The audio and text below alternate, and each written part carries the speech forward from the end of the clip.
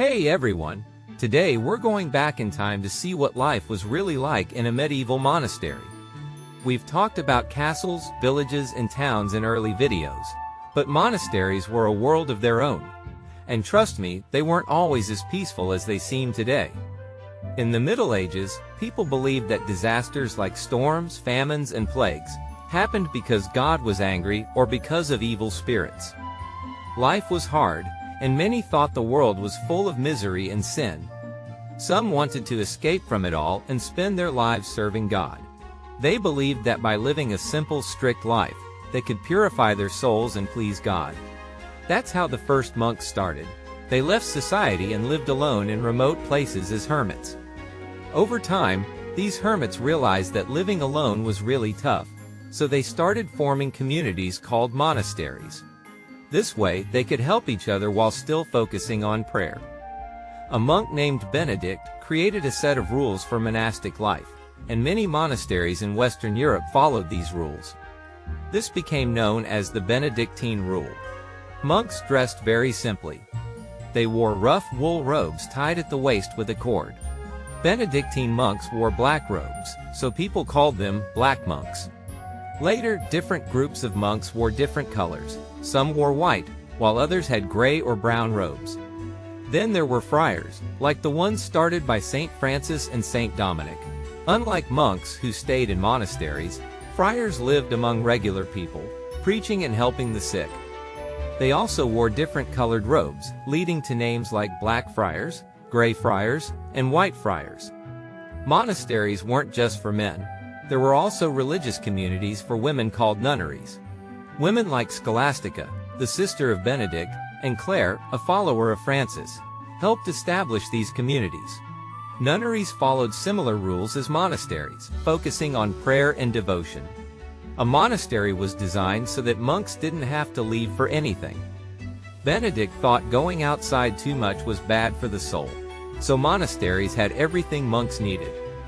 They had their own dining halls, bedrooms, churches, mills, bakeries, and workshops. This way monks could live without depending on the outside world. To protect themselves from thieves and attackers, monasteries were built with high stone walls and sometimes ditches. Outside the walls, monks grew their own food and farmland.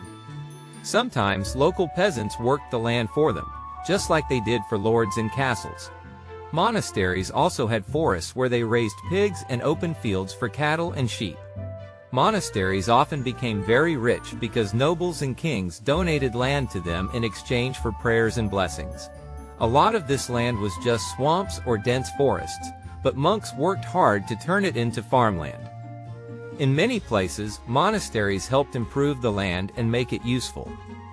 By the late Middle Ages, monasteries looked more like small fortresses. A high wall surrounded all the buildings, and a bridge led to a large gate. Inside, there were stables for horses, gardens for growing medicinal herbs, and even a small graveyard where monks were buried. The center of the monastery had workshops where monks worked on different trades. The most important building was the church, where monks gathered many times a day to pray. Next to the church was the cloister, a square-shaped building where the monks lived. In warmer places, it had a covered walkway with pillars where monks could walk and talk when they weren't praying or working. There were also special buildings for different purposes. The abbot, or the leader of the monastery, had his own space. Some buildings were used as hospitals for the sick.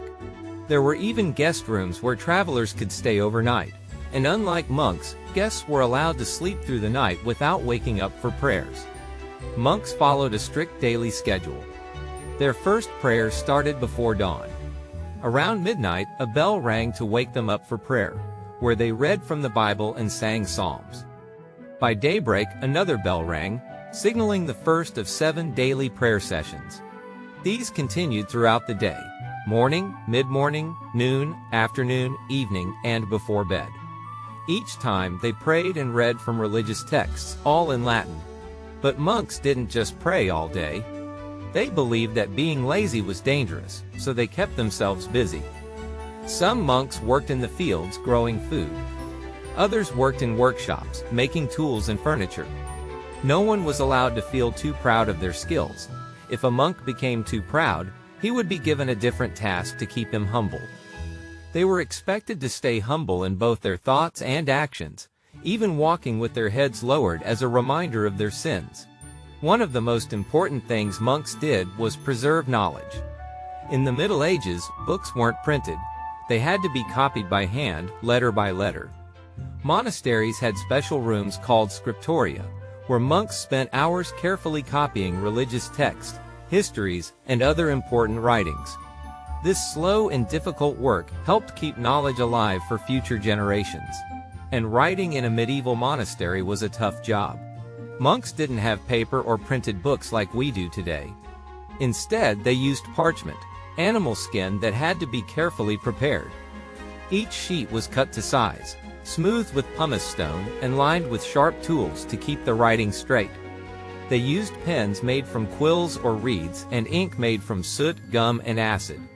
Every letter was written with care, and the first letter of each chapter was often decorated with bright colors like gold, red, and blue.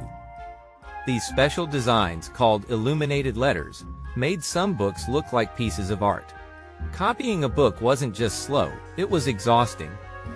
One monk wrote at the end of a manuscript, "Anyone who hasn't written a book thinks it's easy, but even though only 3 fingers hold the pen, the whole body grows tired."